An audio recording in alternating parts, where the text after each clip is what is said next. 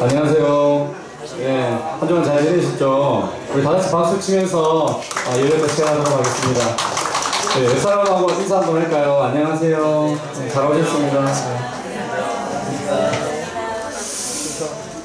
네, 매주 이렇게 성도님들 얼굴 뵙고 함께 예배할 수 있는 것이 저는 개인적으로 정말 감사합니다.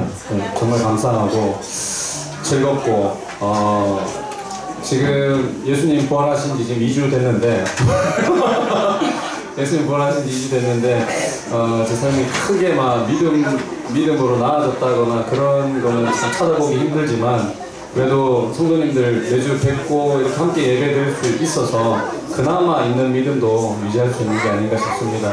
오늘도 하나님 앞에 또 함께 나아가고 함께 기도하면서 우리의 믿음이 더 하나님 앞에 한 걸음 나아가는 시간이 되었으면 좋겠습니다. 다 같이 찬양하겠습니다. 오늘 찬양은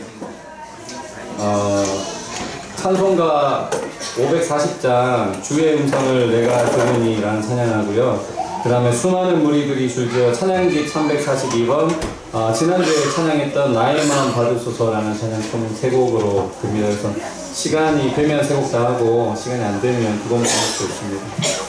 먼저 주의 음성을 내가 들으니 찬양하겠습니다.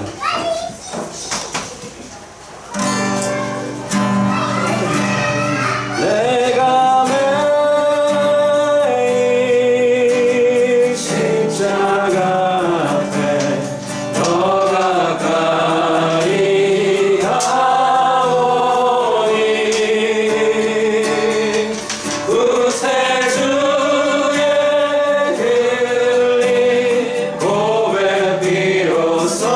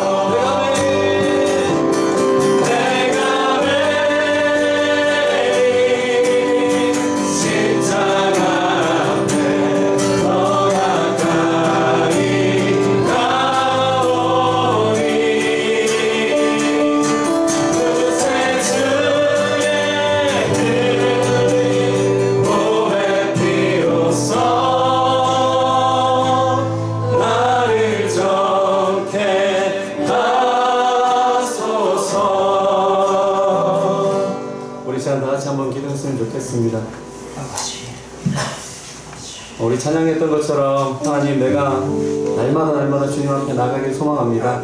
주님 앞에 나아갈 때 때로는 주님 말씀에 순종하지 못할 때도 있지만 그래도 저는 나아갑니다. 기도했으면 좋겠습니다.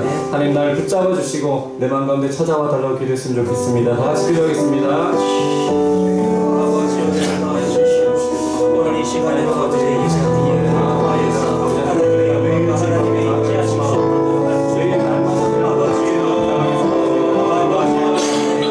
주님의 십자가에서 나아가는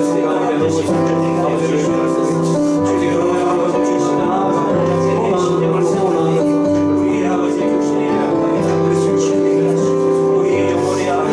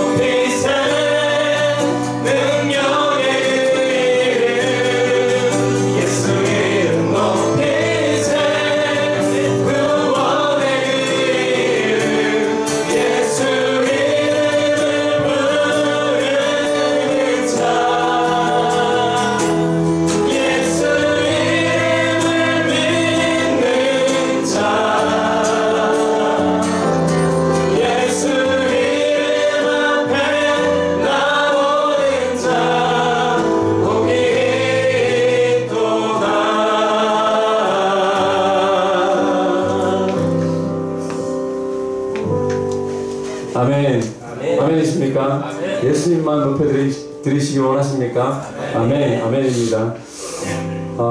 아까 제가 서두에 이제 예수님 부활하고 2주 됐다고 말씀드렸는데 그 베드로를 찾아가신 예수님을 생각했습니다.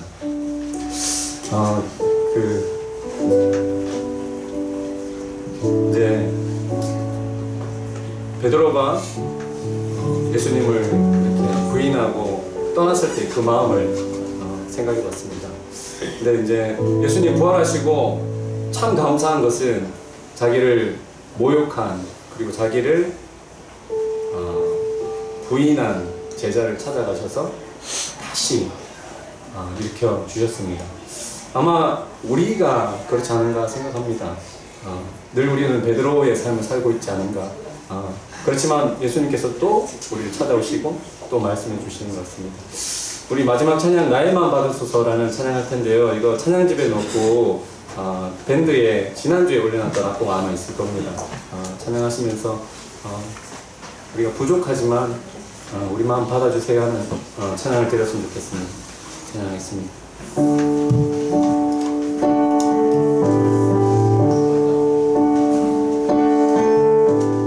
나의 마음 받으소서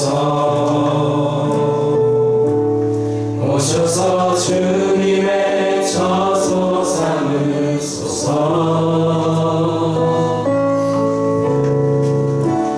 나의 전부이신 주여 내 맘을 받아주소서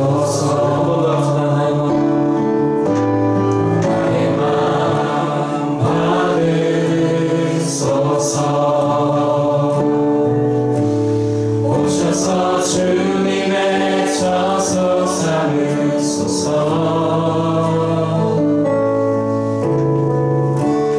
나의 전부이신 주여 내 마음을 받아주소서 나의 마음을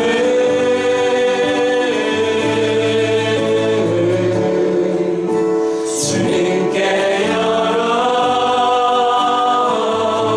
열었으니 주여 내게 오셔서 내 맘에 거하여 주옵소서 주가 기뻐하는 주의 성전 내게 하소서 나의 맘 받으소서 오셔서 주님의 처소 삼으소서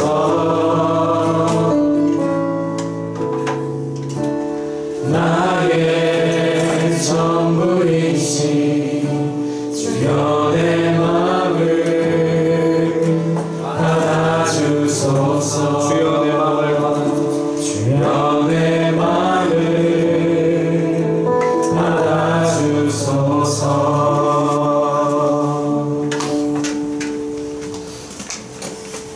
평강의 주께서 친히 때마다 일마다 너희에게 평강을 주시고 주께서 너희 모든 사람과 함께 하시기를 원하노라. 우리 주 예수 그리스도의 은혜가 너희 무리에게 있을지어다. 아멘. 우리 다 같이 자리에서 일어나셔서 왕이신 나의 하나님을 고백하며 찬양하도록 하겠습니다.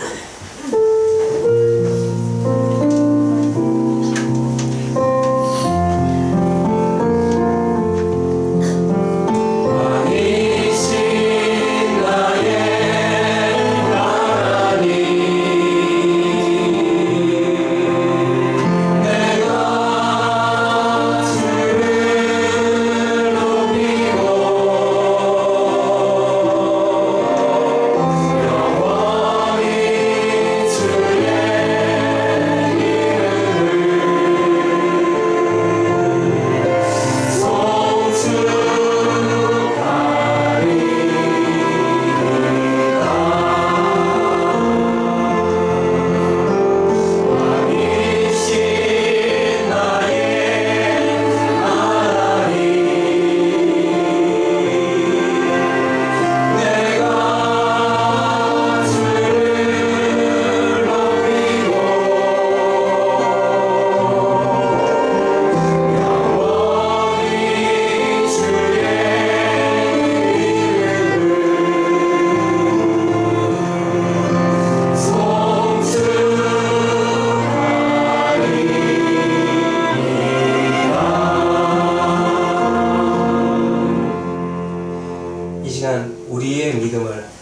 기도하도록 하겠습니다.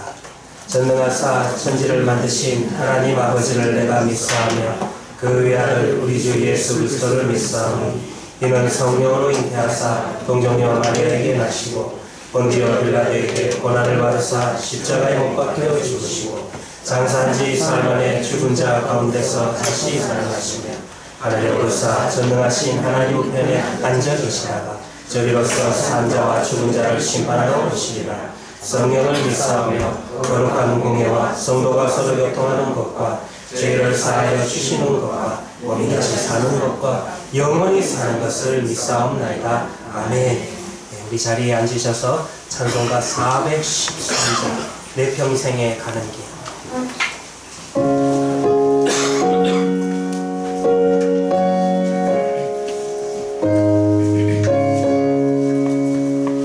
늘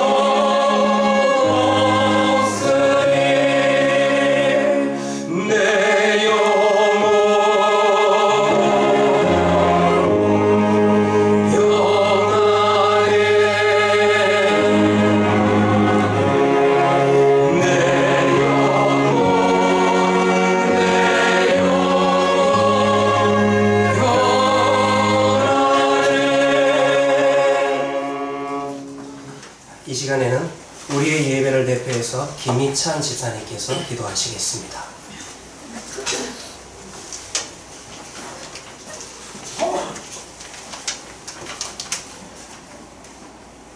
기도드리겠습니다. 늘 사랑과 은혜로 한결같이 저희들을 다듬어 주시는 하나님 아버지, 우리 헤아린 교회 가족이 모여 오늘 주님인 보좌 앞에 찬양과 감사의 기도를 올립니다. 이렇게 저희들을 주님 앞으로 인도해 주시고 주일 예배를 허락해 주심에 감사드립니다. 우리 모두가 원죄를 안고 태어났음에 저희들을 구원하시기 위해 독생자 예수 그리스도를 보내주시고 저희들의 죄를 사하여 주신 하나님의 은혜 깊이 감사드립니다. 이제 추운 겨울이 지났습니다. 그리고 따뜻한 봄이 왔습니다. 그럼에도 저희들 마음에는 여전히 겨울인 사람들이 많이 있습니다. 크고 작은 어려움들이 많겠지만 한 명 고된 일상과 그 아픔을 어루만져 주시고 깊은 좌절과 슬픔 속에서도 주님의 계획하심과 축복하심으로 깊게 깨닫고 일어나게 해주시옵소서.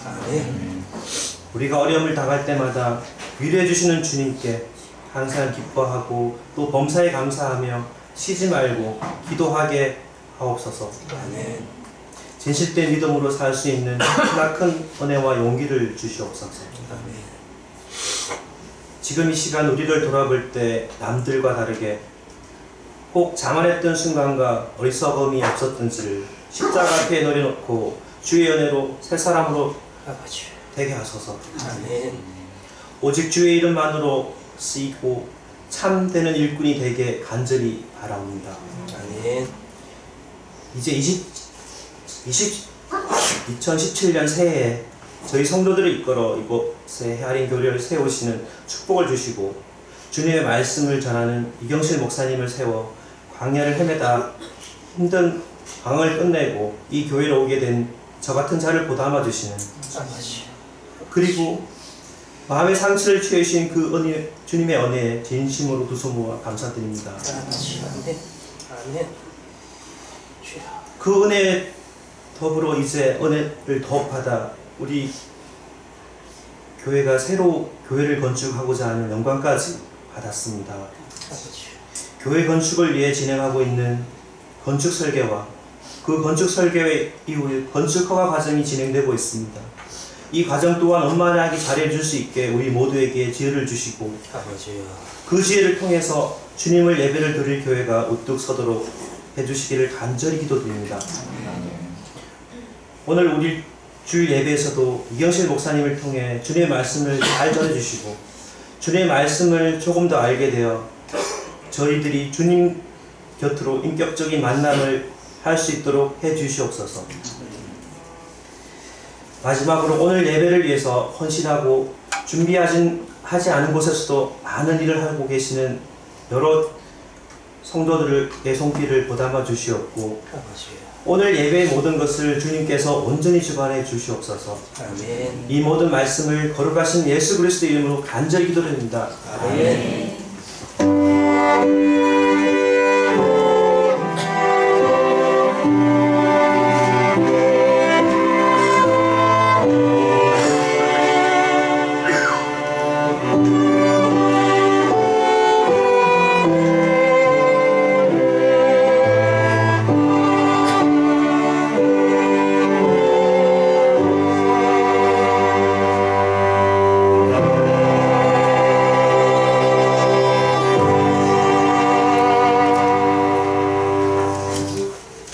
함께 나눌 하나님의 말씀은 구약성경 사무엘하 11장의 말씀입니다. 구약성경 사무엘하 11장 1절 말씀부터 9절 말씀까지 제가 갖고 있는 성경으로 구약성경 477면이 되겠습니다.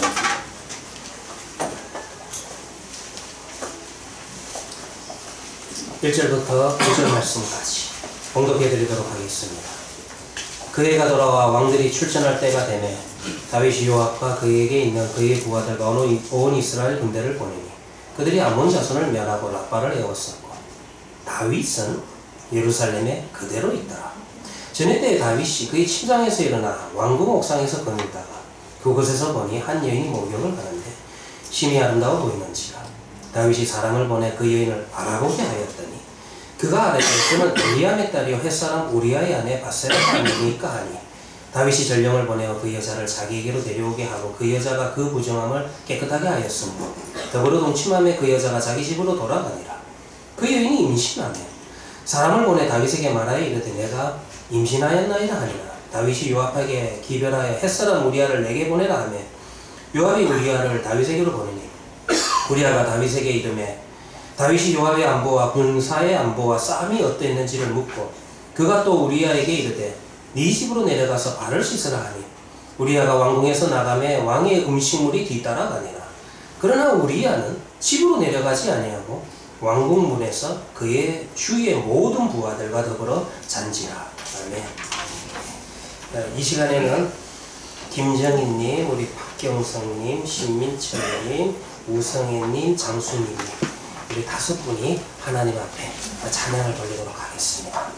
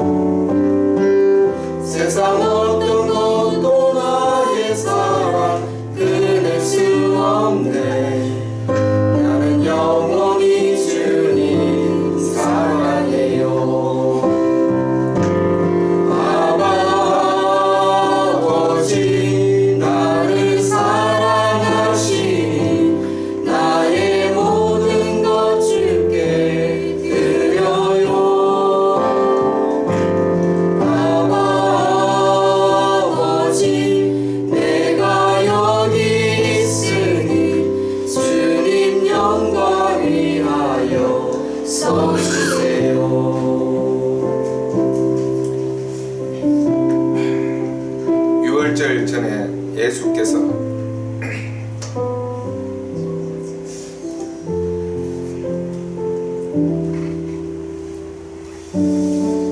자기를 세상에 떠나 아버지께로 돌아가실 때가 이를 줄 아시고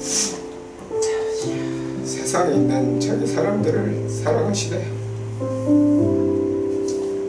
끝까지 사랑하시니라. 누가복음 13장 1절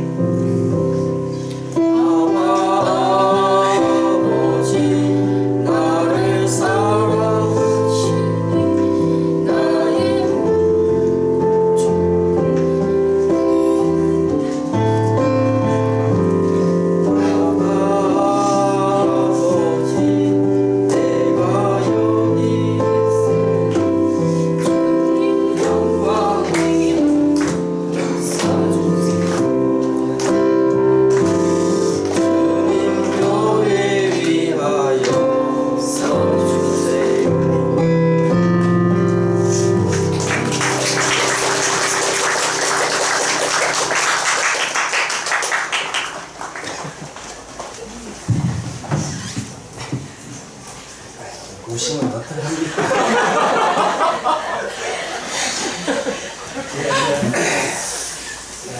대한교회 또 우리 우는 자 있는데 집사님 이름 올리도록 하겠습니다.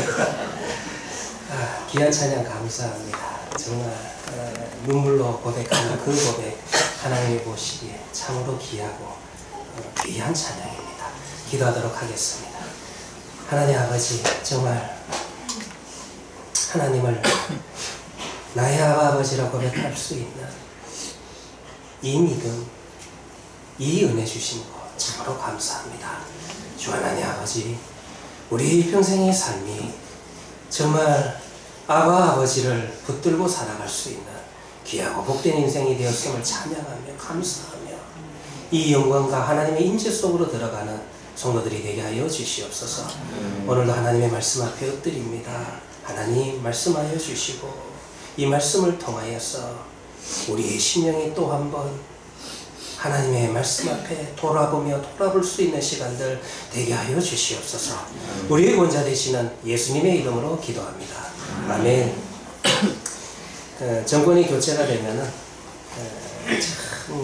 우리의 관심사는 모든 신문과 모든 국민들의 관심사는 어디에 모든 포커스를 맞추게 되냐 하면은 과연 누가 이제 새롭게 대통령이 된 그 대통령과 더불어 가지고 내각에 들어갈까, 청와대에 들어갈까. 그래서 그때 당시에 이런 신문들을 보면은 뭐 그 신문들의 하마평이 많습니다. 최소한 뭐 이런 사람들이 아마 내각에 들어가지 않겠냐, 아마 청와대 1호위와 같은 직무를 맡지 않겠냐, 그런 예측하는 기사들이 모든 신문들을 뒤덮게 된다는 것입니다. 그리고 실질적으로 우리네 입장에서도요, 우리는 뭐 그 사람들 알지도 못하는데도 불구하고 열심히 읽어봅니다. 아무튼 그와 같이 누가 당선자하고 친한 사람인지, 누가 선거에 공로가 더 많은 사람인지 그런 자의 명단이 공개가 된다는 것입니다. 성경에도요 비슷한 명단이 있습니다. 여러분들이 이 사무엘서를 볼 것 같으면 사무엘 하에 사무엘서를 마치면서 사무엘하 23장에는 다윗과 함께했던, 다윗의 왕국을 세웠던 다윗의 용사 37명의 명단이 사무엘하 23장에 언급이 되어 있다는 것입니다.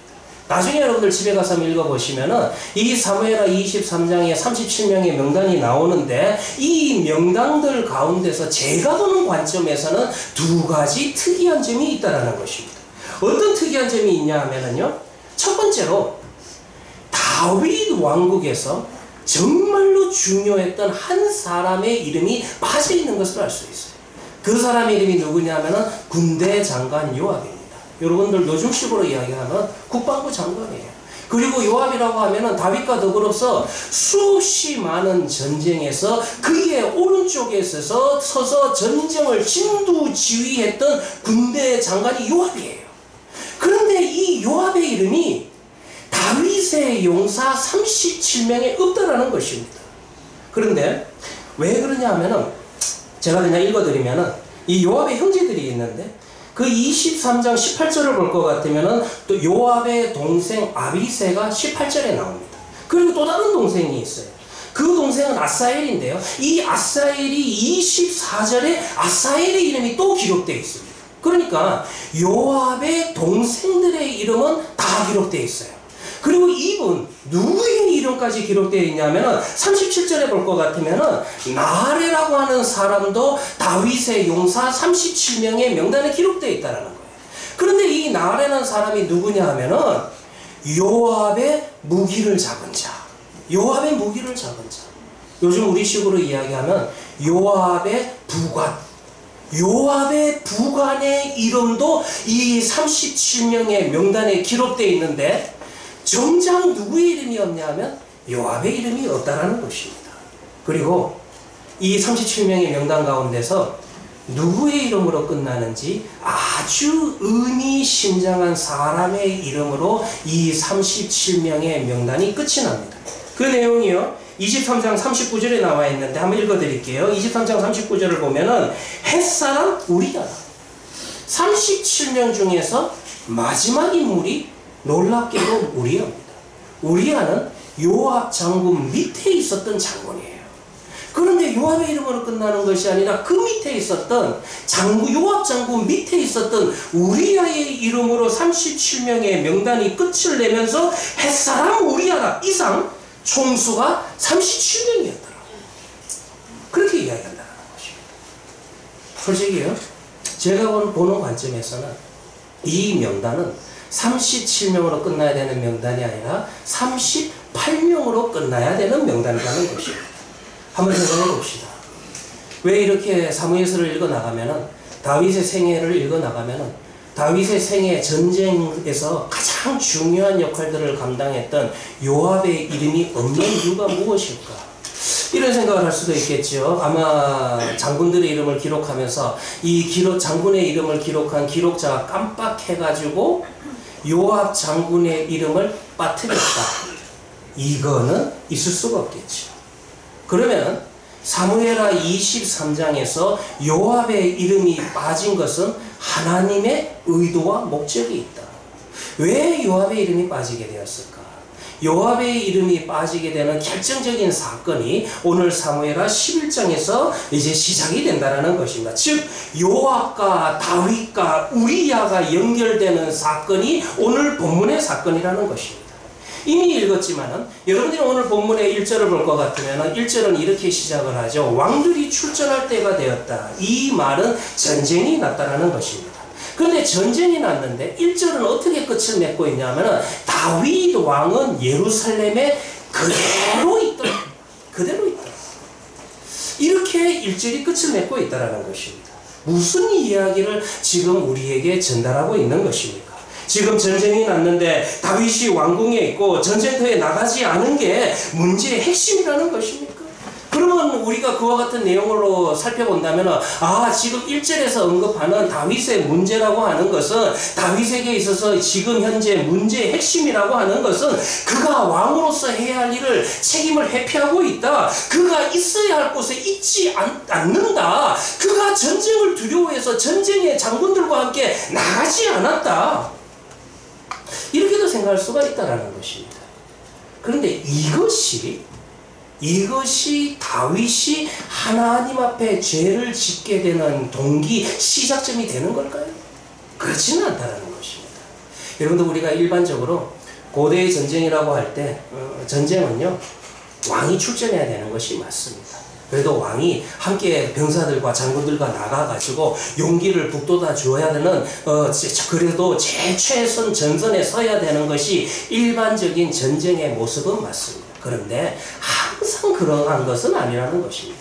대체적으로 우리는 여러분들 헐리우드의 전쟁 영화에 너무 익숙해져 있어가지고 전쟁을 하면 이쪽과 이쪽이 그냥 죽을 때까지 싸우는 그와 같은 전쟁의 모습을 많이 연상을 하는데 실질적으로는 그렇지 않습니다.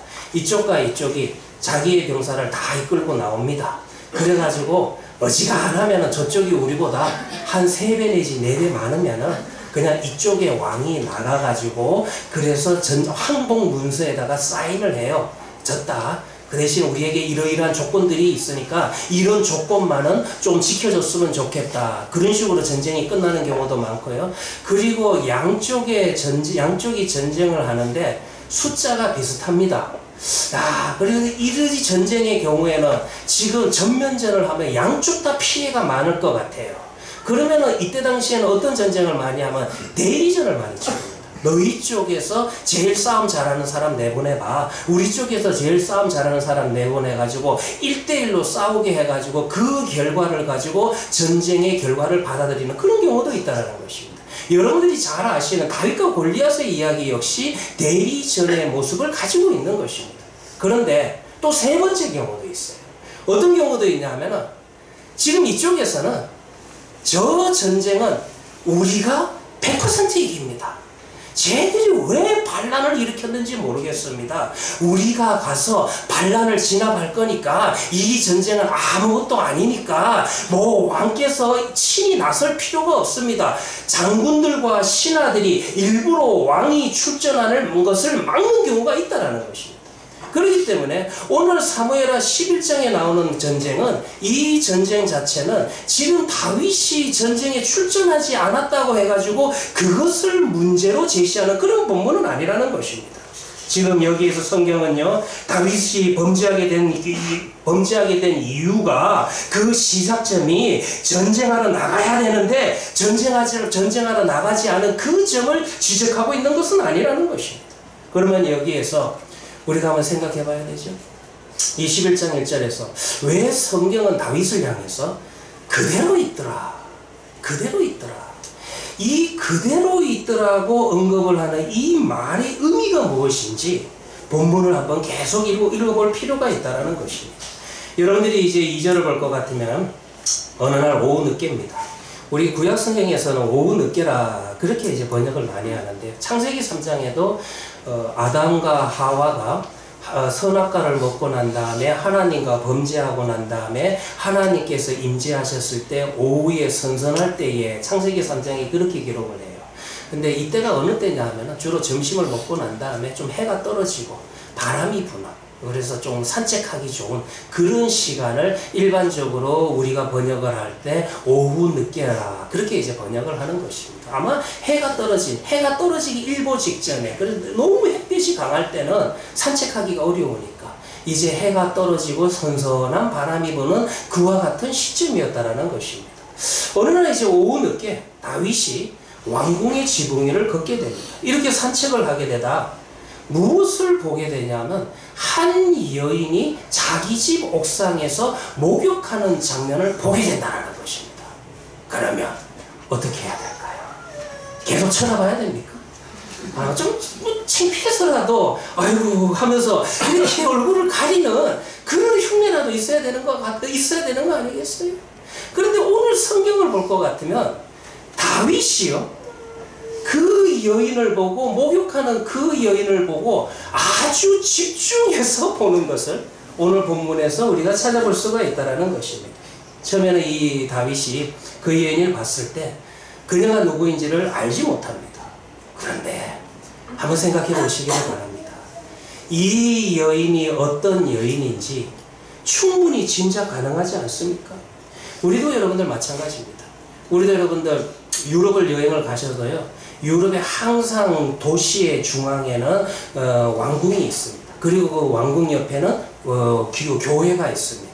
그리고 왕궁과 교회를 중심으로 해서 누가 그 동네에 사느냐 하면은 주변에 사냐 하면은 주로 그 나라의 공신들 우리로 말하면 백작이라고 하는 공작이라고 하는 그런 사람들이 그 왕궁 주변으로 산다라는 것입니다. 그와 같은 모습은요 유럽의 도시에서도 발견하는 것이 아니라 우리나라 여러분들 경복궁을 가셔도 그와 같은 모습을 발견할 수 있습니다. 우리 경복궁을 가도 마찬가지죠. 경복궁이 있고 그 다음에 그 주변으로는 누가 삽니까? 조선이라고 하는 왕국을 개국하는 데 있어서 1등 공신들 개국 공신들이 그 경복궁을 중심으로 해가지고 그 주변에 모여 살고 있다는 것입니다.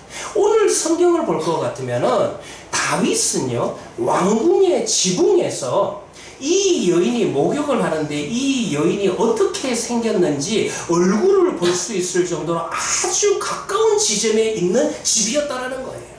이렇게 왕궁으로부터 가까운 지경에 있는 사람 그야말로 돌 하나를 던져가지고 그 돌이 닿을 수 있는 얼굴을 알아볼 수 있는 그런 가까운 지점에 집을 얻어서 집을 짓고 살아가는 사람이 보통 사람이에요?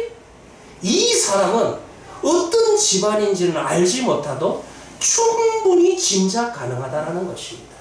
다윗이 왕국을 만드는 데 있어서 다윗이 광야 시절을 거치면서 이 제국을 만들어 가는 데 있어서 가장 공로가 큰 사람들 다윗의 왕국을 열어가는 데 있어서 개국 공신만이 왕궁 주변에 모여 산다는 것입니다. 그런데 그럼에도 불구하고 다윗은요 이 지점에서 자신의 생각을 멈추지 않습니다. 그래서 이 여인을 왜 멈추지 않냐 보니까 성경에 보니까 이 여인이 딱 보니까 매우 아름답더라. 심히 아름답더라. 그렇게 이야기합니다. 참 구약에서 이 표현이 여기에 사용된 게 의미심장해요. 왜냐하면 히브리어로 메오드 토프인데요. 이 메오드 토프는 어디에서 사용되냐 하면은 하나님께서 창세기 1장에서 천지를 창조하시고 난 다음에 모든 사역을 끝내시고 난 다음에 보시기에 심히 좋았더라. 그때 메오드 토프 영어로는 very good 이 문장이요 여기에 사용돼요. 그러니까 지금까지 다윗이 봤던 것 중에서 가장 아름답더라. 그러니 이 여인에 대한 생각을 멈출 수가 없게 된다는 것입니다. 사실은요, 바세바가 얼마나 예쁜지는 잘은 모르겠어요. 유대교의 경전에 구약 성경에 나오는 4대 미인이 있습니다. 그 4대 미인이 누구냐면 메시나라고 하는 유대교의 경전 가운데서 10번째 책이 이제 메길라라고 하는데, 이 메길라에는 구약 성경에서 아주 이쁜 여인 4명을 이야기하는데, 누가 나오냐면 아브라함의 아내 라합과 그 다음에 아브라함의 아내 사라와 그 다음에 야곱의 아내 라합과 그 다음에 아비가일과 에스더, 다윗의 아내 가운데서는 아비가일을 이야기해요. 그래서 이렇게 4명을 이야기하는데, 이 4명의 명단 속에는 바세바는 없다라는 것입니다. 그럼에도 불구하고 오늘 본문에서 다윗이 그녀를 보았을 때 메오드 토프, 정말로 아름답더라. 창세기에서 구약 성경에서 표현할 수 있는, 여인에게 사용할 수 있는 가장 극찬, 외모를 표현할 수 있는 가장 극찬을 오늘 본문 속에서 사용하고 있다는 것입니다. 그래서 다윗은요, 자신의 생각을 멈추지 못하죠. 3절을 볼 것 같으면 다윗은 전령을 보냅니다. 사람을 보내가지고 이 여인이 어떤 가문에 속해 있는지, 이 여인의 이름이 무엇인지 알아보게 한다는 것입니다. 근데 여기 여러분들, 우리가 성경이 기록을 하면서 의미심장한 단어를 써놨어요. 다윗은 지금 어떤 상황에 있는 겁니까? 지금 자신들의 그 부하들이, 장수들이 다 전쟁터에 나가서 전쟁을 하고 있는 그런 상황이에요. 그런데 다윗은 지금 왕궁에 있습니다. 이 왕궁에 있으면서 여인을 알아본다. 우리 한글 성경에는 알아본다라고 하는데, 여기 원문에는 다라시라고 하는 이 단어를 사용합니다. 그런데 이 다라시라고 하는 이 단어는, 히브리어 단어는요, 그냥 사람이 사람을 알아보는, 저 사람이 어떤 집안에 속해 있고 저 사람의 이름이 무엇인지 그런 외적인 인포메이션을 얻어내기 위한 그런 단어가 아니라는 거예요. 이 다라시라는 단어는 어디에 사용되는가 한번 찾아볼까요? 여러분들 사무엘하 그 앞에 있어요. 사무엘하 5장 19절.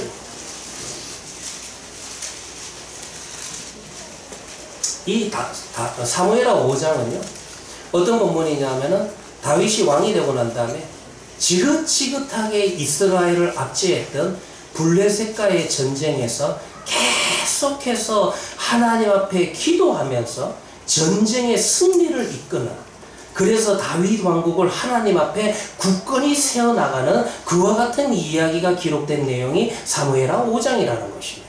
근데 이 5장 19절에 보면은 다윗이 여호와께 여쭈어 이르되, 이때 여러분들 다라시라는 단어예요. 즉 무슨 말이냐면, 하나님 앞에 자신의 문제를 내어놓고 하나님 앞에 기도할 때 사용하는 단어가 다라시라는 거예요. 계속 읽어드릴게요. 다윗이 여호와께 여쭈어 이르되, 내게 블레셋 사람에게 올라가리이까? 여호와께서 그들을 내 손에 넘기시니까? 그리고 여러분들 5장 23절에도 이 단어가 사용되어 있는 것을 알 수가 있습니다. 다윗이 여호와께 여쭈어 이르시되, 5장을 볼 것 같으면 다윗은 모든 전쟁마다, 그의 인생 속에서 정말 시험과 환난이 닥쳐올 때마다, 고난의 때마다 누구를 찾았어요? 하나님을 찾았어요. 그리고 겸손하게 하나님 앞에 엎드려서 하나님 앞에 자신의 문제를 내어놓고 기도하는 자가 다윗이었다는 거예요. 그럼 오늘 사무엘하 9장을 보시기 바랍니다. 하나님께서 그의 인생 속에 참으로 복을 주셨습니다. 안정과 평화를 주셨어요. 그리고 상황은 똑같은 상황이에요. 지금 사무엘하 5장의 상황이나 오늘 본문 11장의 상황이나 동일하게 전쟁이 났어요. 그런데 5장에서 다윗은 하나님 앞에 이 문제를 내어놓고 기도하는 모습을 보이고 있지만은, 지금 11장에 다윗은 전쟁이 났음에도 불구하고 하나님 앞에 엎드려 기도하지 않는다는 것입니다. 하나님을 찾지 않는다는 것입니다. 무엇을 알아보고 있어요? 여자를 알아봅니다. 여자를 알아봅니다. 사람을 보내서, 전령을 보내서 그 여인이 어떤 여인인지를 알아보고 있다는 것입니다. 다윗은 하나님께 기도해야 되는 큰 일을 앞에 두고 있었습니다. 지금 다윗이 목욕하는 아름다운 여인에 대해서 기도할 때가 아니잖아요. 기도의 방향이 다르다는 것입니다. 기도의 목표가 목적이 다르다는 것입니다. 사무엘서에서 가르치는 다윗이 범죄하게 되는 그 범죄의 시작점, 출발점이 무엇입니까? 그는 지금 기도하기를 쉬는 죄를 범하고 있는 겁니다. 기도해야 되는 문제를 앞에 두고 있는데 기도를 안 한다 하죠. 이거를 여러분들 사무엘서에서 유명한 표현이 있는데 사무엘 선지자가 하는 기도하기를 쉬는 죄라는 표현을 쓰는데 기도하기를 쉬는 죄를 범하고 있다는 것입니다. 자, 여기에서 좀 더 생각해 보도록 합시다. 그러면은 기도하기를 쉬는 죄의 본질은 무엇일까요? 여러분들, 우리 기도하기를 쉬는 죄라고 하는 것은 사람들은요 대부분 기도를 하기는 합니다. 오히려 종교가 있든 어떤 간에 사람들은 일반적으로 그 마음에 종교적인 습성이 있기 때문에 그래도 기도하는 모습은 좀 발견할 수가 있습니다. 그리고 인간이 만든 어떠한 종교라고 할지라도 어느 시대 어느 지역이라 할지라도 모든 종교 안에는 그 신을 향해서 기도하는 내용을 담고 있는 이것이 그 종교의 예배의 중요한 한 본질을 이루는 것이 본질을 이루게 된다는 것이죠. 오히려 기도하는 시간은요 기독교보다도 제가 볼 때는 유대교가 훨씬 더 많습니다. 예수를 믿지도 않으면서 그들은 하루에 3번씩 기도하죠. 그리고 동일하게 여러분들 이슬람은 또 얼마나 기도를 많이 합니까? 그리고 또 우리가 알고 있는 불교 역시 새벽에 일어나서 기도하는 것은 불교에서 온 건데 이 불교 역시 기도하는 숫자와 기도하는 양은 기독교보다도 훨씬 더 많다는 것입니다. 그러면 여기에서 기도하기를 쉬는 죄라고 하는 것은 사람이 자신이 원하는 소원을 넣고 그 소원이 성취되기 위해서 새벽마다 끈질기게 기도하는 그런 내용을 담고 있는 것이 아닙니다. 물론 여러분들 우리 기독교인들도 이와 같은 기도가 필요할 때가 있습니다. 물론 우리 그리스도인들은 쉬지 않고 기도하는 삶을 실천해야만 된다는 것입니다. 여러분들 신약을 볼 것 같아도 우리 예수님께서 항상 모든 일마다 모든 때마다 범사에 기도할 것을 우리 주님께서도 그리스도인들에게 요청하고 있다는 것입니다. 여기서 간단하게나마 기도의 목적, 기도의 본질을 좀 설명해 드린다면 기도라고 하는 것은 그 목적이라고 하는 것은 우리의 심령 속에 있는 예수 그리스도를 향한 믿음을 복돋게 하는 것, 튼튼하게 하는 것. 그래서 주 안에서 바른 믿음의 열매를 맺을 수 있도록 기도하는 것입니다. 그렇기 때문에 무엇이 필요하냐면 말씀이 필요한 거예요. 그래서 말씀이신 하나님을 향한 그 거룩한 생각들과 영적인 것이 얼마나 중요한 것인지 내가 눈을 열어서 늘 눈에 보이는 육적인 것보다 눈에 보이지 않는 하나님의 나라와 하나님을 기억하며 생각하며 기도하는 그 기도 생활이 우리에게 필요하다는 것입니다.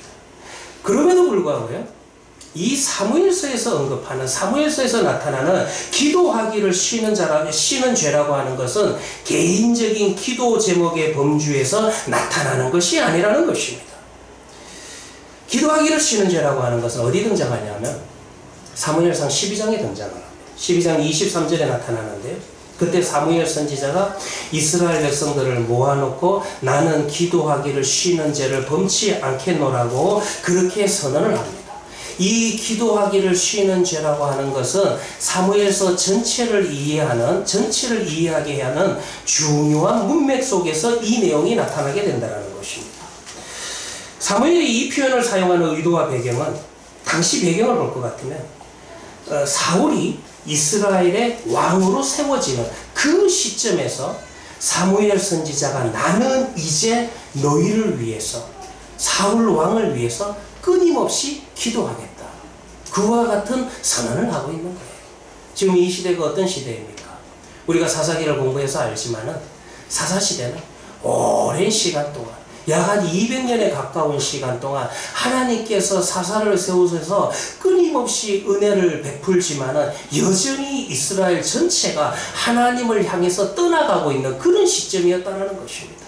그리고 그 결정적인 모습이 사무엘하 마지막을 볼 것 같으면은 삼손과 같은 사사를 봐도 알 수가 있고요. 그 다음에 여러분들이 사무엘서를 딱 피면은 사무엘서 1장에서 누가 등장을 하냐면은 이스라엘의 지도자 엘리 대제사장이 등장을 합니다. 엘리 대제사장의 가문과 그리고 그의 두 아들 홈니와 비누아스가 한 일이 사무엘하 1장에서부터 기록되어 있지 않습니까? 쉽게 이야기해서 이거는 어떤 한 개인이 지금 하나님을 떠난 것이 아니라 이스라엘이라고 하는 하나님의 언약 백성, 이 예배 공동체 전체가 그야말로 전체적으로 하나님을 찾지 않고 하나님 앞에 기도하지 않고 그들이 원하는 대로 그들의 눈에 보이는 대로 살아가는 이 시대가 바로 이 엘리의 시대였다는 것입니다.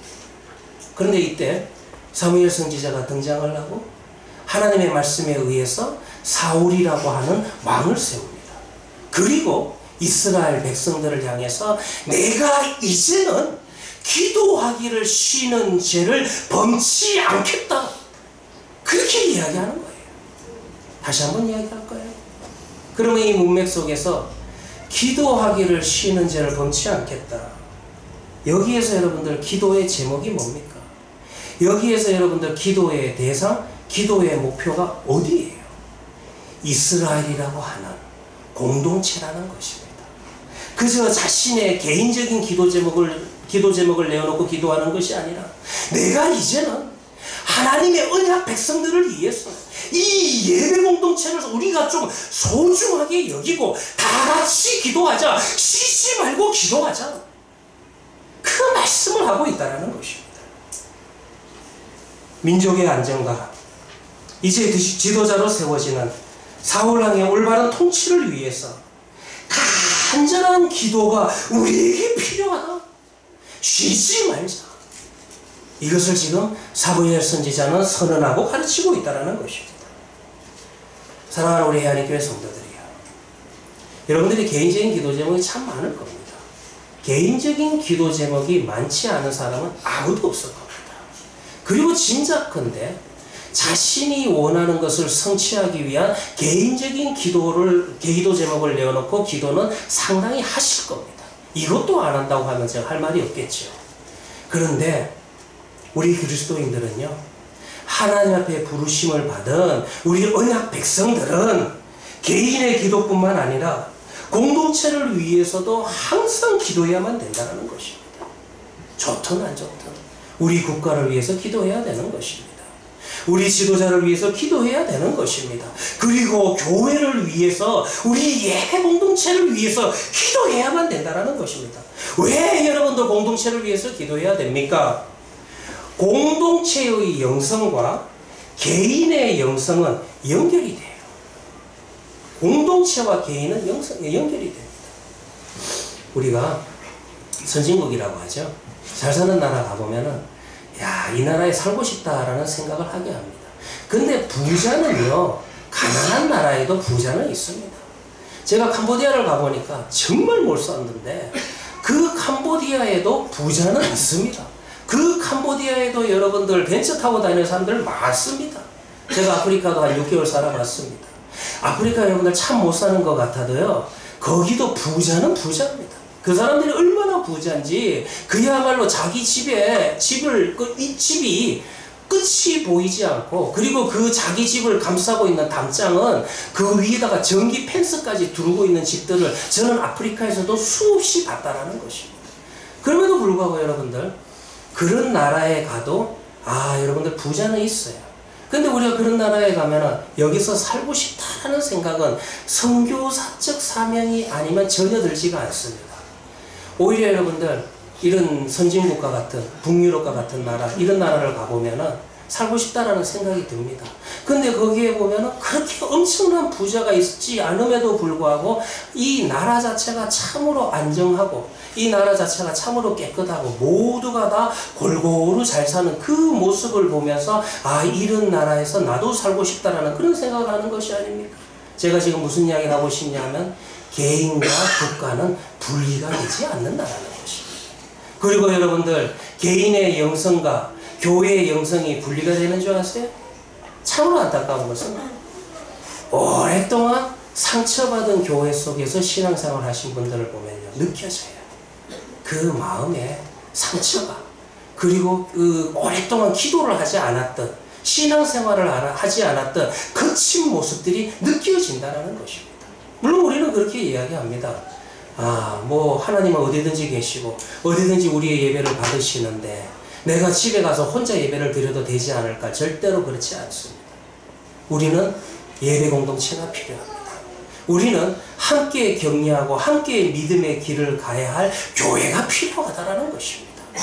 교회의 영성과 개인의 영성은 분리되지 않는다는 것입니다. 오늘 성경을 보세요. 다윗은요, 사무엘하 5장에서 국가의 대소사를 놓고 늘 기도하던 사람이었습니다. 왕으로서 나라와 이스라엘 예배 공동체라고 하는 이 예배 공동체를 향한 기도의 모습을 잃어버린 다윗은 이제 오늘 11장을 볼 것 같으면 개인의 영성 역시 바닥에 떨어지는 겁니다. 개인의 영성 역시 잃어버리게 된다는 것입니다. 공동체를 염려하는 기도를 잃어버리게 된다면 개인의 영성에도 무관심하게 된다는 것입니다. 성경을 보면 그는 그의 생각과 계획을 멈추지 아니하고 마침내 그녀를 알게 됩니다. 4절을 볼 것 같으면 엘리암의 딸이요 우리아의 아내 바세바라. 우리아의 바세바라. 엘리암에 대해서는 잘 모르지만 사무엘하 23장을 명단을 볼 것 같으면 이 엘리암은 누구의 또 아들이냐면 아이도벨의 아들이에요. 그러니 아이도벨의 외손녀가 바세바입니다. 나중에 여러분들 압살롬이 반란을 일으켰을 때, 압살롬 편에 섰을 때 다윗의 마음에 가장 아프게 했던 사람이 바로 이 아이도벨이에요. 이 아이도벨이 얼마나 대단한지 그가 하는 조언은 하나님께 물어서 하는 것과 같다. 다른 누구보다도 아이도벨이 압살롬 편에 섰다는 그 이야기를 딱 듣는 순간에 왕궁을 비우고 도망을 쳤던 것이 바로 아이도벨이라는 것입니다. 그럼 우리가 오늘 본문을 통해서 아이도벨이 이렇게 다윗의 신임을 받았음에도 왜 나중에 압살롬의 반란에 그 편에 섰을까? 오늘 이 문제 때문에 나중에 아이도벨도 앙심을 품고 다윗을 버리게 된다는 것입니다. 그는 그녀의 이름과 아버지의 이름, 거기에서만 끝났어요? 할아버지의 이름도 알았고, 그리고 또 누구의 이름도 알았어요? 우리아의 아내라고 하는 우리아 장군의 이름도 알게 되었다는 것입니다. 정말로 그가 알게 된 마지막 이름은 다윗이 마음속에 품었던 모든 생각과 계획을 내려놔야 합니다. 멈춰야 돼요. 아니, 그의 계획에 그야말로 철퇴를 내려야만 된다는 것입니다. 우리아는 어떤 사람일까요? 성경에 자세한 기록은 없지만 이름을 가지고 얼마든지 파악은 할 수가 있습니다. 이 사람을 소개할 때 햇사람이라고 했는데, 햇사람이라고 하는 것은 우리식으로 이야기하면 미타니 제국에 속해 있는 사람이에요. 미타니 제국은 철기 문명을 가장 먼저 만들어서 철기로 무기를 만든 제국이 미타니 제국입니다. 근데 이 미타니 제국이 누구에 의해서 망하게 되냐면 성경에 유명한 블레셋에 의해서 미타니 제국이 망합니다. 이것을 햇사람이라 그렇게 이야기합니다. 그리고 난 다음에 이 미타니 제국에 속해 있었던 용사들은 나중에 용병이 돼가지고 돈을 받고 전쟁을 하면서 먹고 사는 용병의 자리로 이제 용병의 직업을 얻게 되는데, 그 햇사람 우리아라 이렇게 표현을 하는 걸 보면은 바로 우리아가 그와 같은 직업으로 먹고 살았던 것 같아요. 광야 시절에 어느 시점에 다윗을 만났죠? 처음에는 돈을 받고 다윗을 위해서 전쟁을 치르다가 점점 누구를 만납니까? 그 공동체에 들어와서 이방인이었지만 다윗의 하나님, 창조주가 되시고 구원자가 되시는 여호와 하나님을 만나게 된 겁니다. 그래서 그의 이름을 계명합니다. 우리야, 여호와는 나의 빛이다. 여호와가 나의 생명이시다. 그 신앙 안으로 들어온 거예요. 정말로 다윗을 위해서 얼마나 충성이 있겠습니까? 공동체를 위한 기도를 쉬는 죄를 범하고 있는 다윗은 그 죄를 향한 욕망과 그 생각들, 계획을 멈출 만한 영적인 힘이 전혀 남아있지 않습니다. 오늘 성경을 보세요. 그대로 있더라. 그대로 있는 그 결과론적인 모습이 지금 자신의 잘못된 생각을 멈출 수 있는 힘이, 영적인 힘이 이제는 그에게 하나도 남아있지 않다라는 것입니다. 다윗은요, 이 죄를 범합니다. 죄를 범하고 난 다음에 이 죄를 씻기 위해서 어떻게 합니까? 우리아를 전쟁터에 불러서 이때 여러분들 이때 우리아에게 발을 씻으라고 그렇게 명하게 됩니다. 이 단어도 참 의미심장한 단어예요. 발을 씻으라. 라츠라는 단어인데 이 말은 사실 손이나 발을 씻는 데 사용되는 단어가 아닙니다. 이 말은 전체를 목욕할 때 사용하는 목욕하라라는 그런 의미예요. 그런데 왜 여기에서 발을 씻으라라고 우리 한글 성경은 그렇게 번역했지만 히브리어로는 발에다가 목욕을 해라 이런 의미입니다. 왜 이런 표현을 쓰는 걸까요? 성경은 우리에게 지금 가르쳐주고 있는 거죠. 다윗이 밧세바가 목욕하는 장면에서부터 죄가 보는 그 장면에서부터 그 시점에서부터 죄가 시작됐습니다. 그러니 그 죄를 덮기 위해서 우리아를 전쟁터에서 불러서 그래서 집에 내려가서 아내와 동침해라.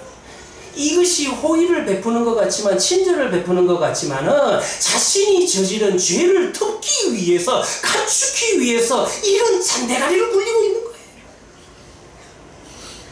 감춰집니까? 이게 씻어집니까? 씻을 수가 없어요. 그런 인간적인 방법으로 그의 죄를 씻으려고 합니다. 성경이 가르치는 회복의 방법과 다릅니다. 성경이 가르치는 회복의 방법은 무엇입니까? 참 회개는, 진정한 회개는 오직 하나님에 의해서 하나님의 은혜로만이 이 회복이 가능하다는 것입니다. 지금 다윗이 점검해야 될 게 뭐예요? 다윗이 점검해야 되는 것은 하나님과의 관계가 파괴되었다는 것입니다. 그렇기 때문에 하나님과의 관계가 파괴된 것은 오직 하나님만이 하실 수 있다는 그 고백과 하나님의 인정만이 이 관계를 회복할 수가 있는 것입니다. 이 죄를 칠 수가 있다는 것입니다. 사랑하는 성도님들이요, 오늘 본문을 통해서 다윗에게 필요한 것이 무엇입니까? 다윗에게 지금 이 순간 필요한 것이 뭡니까? 내 심령을 강력하게 흔드는 하나님의 말씀이 필요합니다. 하나님의 말씀만이 나를 회복해야 합니다. 하나님의 말씀의 법이 내 심령에 압박을 가할 때 그때 우리는 하나님을 보게 된다는 것입니다. 그 순간 우리는 깨닫습니다. 때로는 그 과정이요, 아프기도 하고 참으로 괴롭기도 합니다. 피눈물이 날 때도 있어요. 그런데 참으로 아프고 참으로 쓰려도 지나고 나면 우리는 뒤돌아서서 그 모습을 보며 그 회복된 모습을, 회복된 그 시점에서 그 과정을 이제 뒤돌아보게 된다면 우리는 그때 고백하는 것이 무엇이냐 하면, 아, 하나님이 나를 사랑하셨다. 하나님이 나를 고치셨다. 하나님이 나를 치유하시고 회복시키셨다. 하나님의 은혜다. 그렇게 고백할 수 있다는 것입니다. 다른 무엇이 필요하겠습니까? 오늘 하나님께서 선지자를 통해서 말씀을 주셨어요. 말씀을 통해서 회복되는 거예요. 나단 선지자를 통해서 하나님의 말씀을 들은 다윗은 그때 그 순간에 깨닫게 됩니다. 그때 그 순간에 고백하게 됩니다. 내가 지금까지 행했던 모든 일들이 다 덮었다라고 생각했는데, 다 지웠다라고 생각했는데 전혀 아니구나. 그가 고백하는 내용이 시편 51편 1절과 2절에 고백됩니다. 하나님이여, 주의 인자를 따라 내게 은혜를 베푸시며 내게 은혜를 베풀어 주소서. 주의 많은 긍휼을 따라 내 죄악을 지워 주소서. 나의 죄악을 말갛게 씻으시며 나의 죄를 깨끗이 제하소서. 그 순간 다윗이 깨달은 것은 나를 씻기고 나의 죄를 제할 수 있는 것은 오직 하나님의 은혜밖에 없다. 하나님의 은혜밖에 없다. 하나님의 은혜밖에 없다. 그것을 고백하는 겁니다. 제가 이 설교를 준비하면서 찬양 하나 나를 참 부르고 싶더라고요. 다 같이 불렀으면 좋겠는데 저는 뭐 그리 잘 부르는 사람이 못 되니까 가사를 읽어드리면 내가 지금까지 지내온 것은 주의 은혜다. 내가 하나님의 자녀 된 것은 주의 은혜다. 내가 이 자리에 서 있는 것은 주의 은혜다. 사무엘하 11장에서 다윗은 주의 은혜가 필요합니다. 우리 한번 다 같이 부를까요?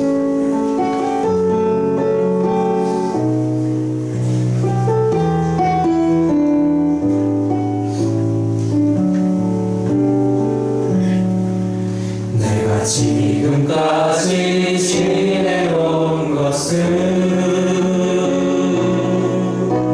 주의 은혜라 주의 은혜라 지금까지 지내온 것은 내가 지금까지 지내온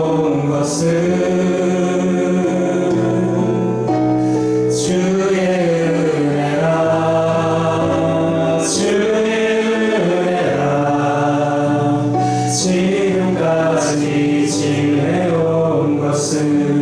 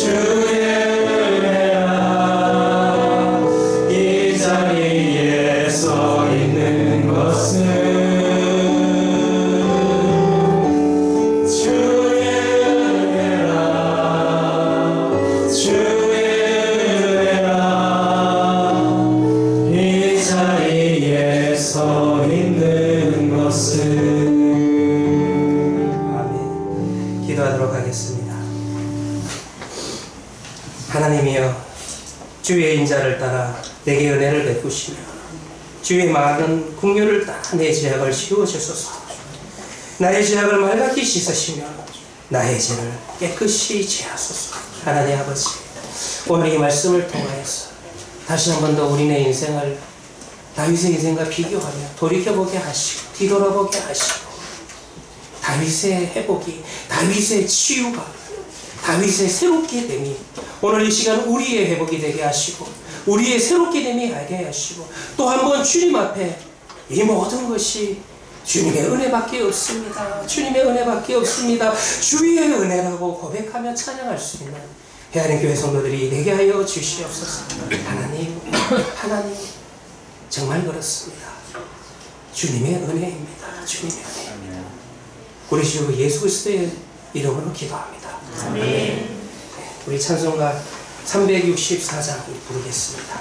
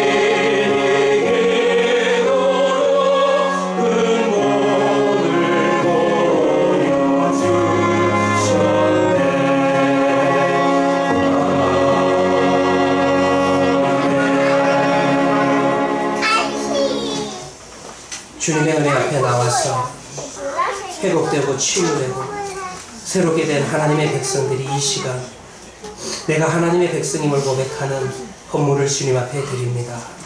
이 물질 속에서 우리의 믿음이 있게 하시고 우리의 고백이 있게 하여 주시옵소서.